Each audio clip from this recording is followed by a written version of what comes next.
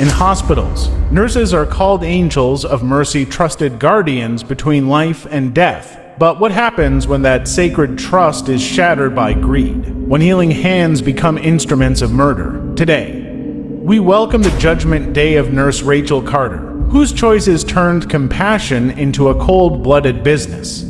Welcome, Rachel Carter, or should I say, the angel of death. How ironic that you wore white while painting your hands red with innocent blood. Where am I? What is this place? I need to get back to the hospital. My shift isn't over. Your shift is permanently over, my dear. You collapsed in the break room. Heart attack. Poetic, isn't it? All those hearts you stopped, and your own finally gave out. L. But don't worry, your real work begins now. You're mine. No, this can't be happening. I'm only 34. I have my whole life ahead of me. You had your whole life, and you spent it exceptionally well for me. At least 47 patients, 47 souls sent to early graves while you collected your blood money. Do you have any idea how long I've been waiting for someone like you? I don't know what you're talking about. Oh please, the lies won't work here. Let's start with patient number 1, shall we? Margaret Thompson, age 72. Her son paid you $15,000. To help her along, you increased her morphine drip until her heart stopped. You held her hand while she died and told her everything would be okay. She was suffering. She was in pain. She was getting better. The doctors said she had months, maybe years left. But her son didn't want to wait for his inheritance, and you didn't want to pass up easy money. Shall I continue? Or do you want to keep pretending you're innocent? Lucifer, step back. This soul has not yet been judged. Angel, always arriving at the last moment to defend the indefensible. Tell me, what possible defense exists for a woman who murdered for profit? A nurse who betrayed the sacred oath to do no harm? Rachel Carter, I am Raphael. I stand as witness to both your actions and your heart. And while Lucifer speaks truth about your crimes, there is more to your story than he presents. Yes, please. You have to understand. It wasn't supposed to be like this. I never wanted to hurt anyone. Never wanted to. You made it a business. You had a price list. $15,000 for the elderly, $25,000 for younger patients, $50,000 for the difficult cases where you had to be more creative. I was drowning in student debt, $180,000. I couldn't breathe, couldn't sleep. Every month, the payments crushed me. I just wanted to be free. Debt is a burden, Rachel, but it is not an excuse for murder. I know that now. But when that first family approached me, desperate because their father was suffering and they couldn't afford his care anymore, I thought I was helping. You thought the money felt good. You thought, why should I struggle when others are willing to pay? Don't romanticize your greed, Rachel. The first one was the hardest. By the 10th, you barely hesitated. By the 40th, you were calculating profit margins. I became a monster. I know that, but I started as someone who wanted to help people. I became a nurse to save lives, not take them. Then what changed you? When did the healer become the killer? I don't know exactly when it happened. It was gradual. The first patient, Mrs. Thompson, she was suffering, and her son was desperate. When he offered me money, I told myself I was doing a kindness, that I was ending her pain while helping myself survive. But I felt something that night. Something dark, the power of holding life and death in my hands. And the money. God help me, the money made everything easier. There it is, the truth. You didn't kill for mercy, you killed for money and power. You played God with other people's lives, while pretending to be an angel of mercy. Yet she also saved lives, Lucifer. In her 12 years as a nurse before the murders began, she worked in the ICU. She performed CPR that brought back 32 patients from death. She held the hands of dying children and brought comfort to their families. She worked double shifts during the pandemic when others quit. And that gives her the right to murder. Her early good deeds don't erase 47 corpses. Nothing erases what I did. Nothing. I don't deserve your defense. I don't deserve mercy. I became the very thing I swore to fight against. I became death itself. At least you speak honestly now. That is the first step toward. Toward what? Redemption. She murdered 47 innocent people for money. She looked into their eyes, smiled, and then killed them. She attended their funerals and accepted their families' gratitude while hiding her crimes. There is no redemption for this. Enough. Both of you have spoken your truth. Now Rachel Carter will speak hers, and then she will face mine. Lord, I have no words, no excuses, no defense. I am guilty of everything he said. I am a murderer. Yes, you are. And now, Rachel Carter, you will understand the full weight of what that means. Rachel Carter, before judgment is passed, you will confess. Not to hide, not to justify, but to face the complete truth of what you became. Tell me, when did you first realize you had become a killer?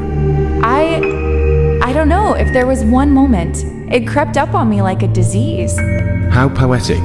The nurse infected by her own sickness. Silence, Lucifer, and Rachel continue.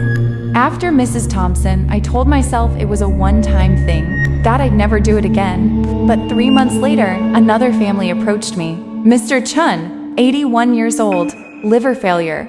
His daughter couldn't afford his treatment anymore. She was losing her house, her savings, everything. She begged me with tears in her eyes to let him go peacefully. And you agreed.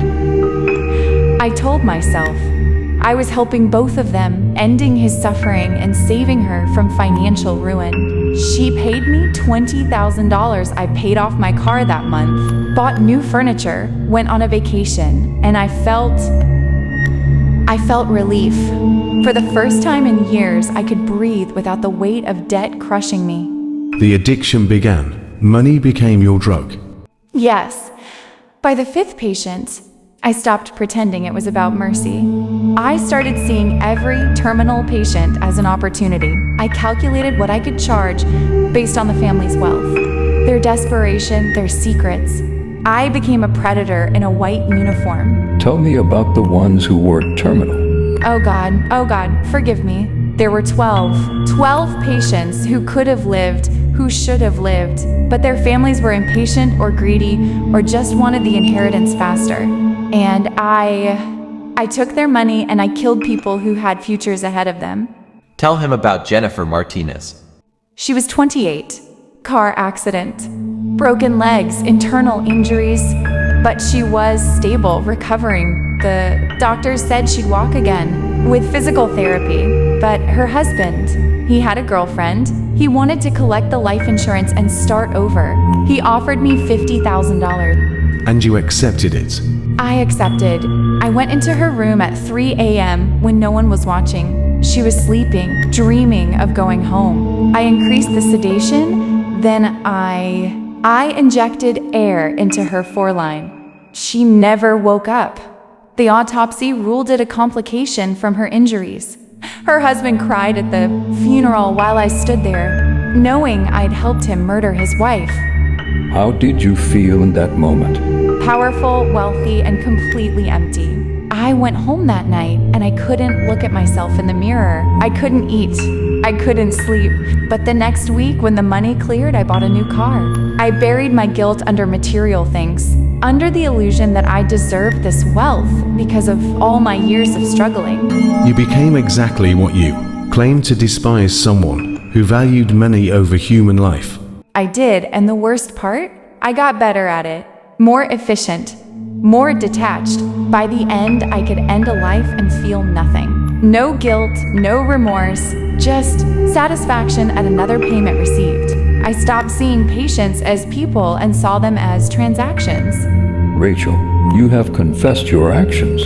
Now you will face your victims, not through my words, but through theirs. Lord, do you mean? I mean that justice is not the same as vengeance. Rachel Carter will face the full weight of her crimes. She will suffer as her victims suffered. She will carry their pain until she understands completely what she has done. But I did not create souls for destruction, Rafa. I created them for growth, for learning, for transformation. This is absurd. She murdered 47 people. She doesn't deserve a second chance. Deserve, tell me, Lucifer, what do you deserve? You who rebelled against me, who fell from grace, who have spent eons corrupting my creation. Do you deserve a second chance? That's different. Is it?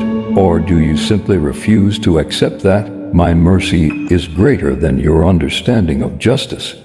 Lord, I don't understand. Are you saying, after I experience what my victims experienced, there's possibility of redemption? I'm saying that your punishment is not an end, it is a beginning. You will suffer, Rachel. You will endure agony beyond anything you can imagine. You will wish for annihilation, for non-existence, for anything to escape the weight of what you've done. But through that suffering, you will be transformed. Rachel Carter, here is my judgment. You will enter a realm of purification, where you will experience every death you caused. You will live as Jennifer Martinez, feeling her hope of returning to her daughter, then feeling that hope die as poison enters her bloodstream. You will live as Michael Garrett, celebrating beating cancer, then experiencing the terror of your life ending at 16. You will be each of the 47 souls you sent to early graves. How long? How long will this last? As long as it takes for you to truly understand. For some souls, it might be centuries. For others, millennia. Time has no meaning in that realm, only comprehension, only transformation. And then what? She just goes to heaven. That's not justice. After she has been completely purified, after she has carried the full weight of her victim's suffering, Rachel will not go to heaven. She will return to earth. Rachel will be reborn. She will live again. But this time as a nurse who will dedicate her entire life to saving others. She will work in the poorest hospitals, caring for the forgotten and the dying. She will save lives to honor the lives she took, and she will do this with full memory of what she did in her previous life and what she endured in purification. This is mercy and justice intertwined. This is absurd. She escapes hell. Does she, Lucifer, imagine living every day with the full memory of being a murderer? Imagine looking at every patient and seeing the faces of those you kill. Imagine working in poverty, exhaustion, and endless service, knowing it will never be enough. Imagine dying at the end of that life and coming before me again, uncertain if you've done enough to atone. I don't understand your mercy. I know, Lucifer, and that is why you remain fallen. Mercy is not about what is deserved, it is about what is possible. Rachel's transformation is possible. The question is whether she will embrace it or reject it. Let this be a lesson to all who would betray sacred trust for profit. Evil has consequences that extend beyond death, but even in the darkest soul, transformation remains possible if they are willing to pay the price. Will she succeed, Lord? That remains to be seen. Free will applies even to second chances. But I have hope, because beneath all that greed and corruption, there was once a girl who wanted to heal people. Perhaps suffering will help her find that girl again.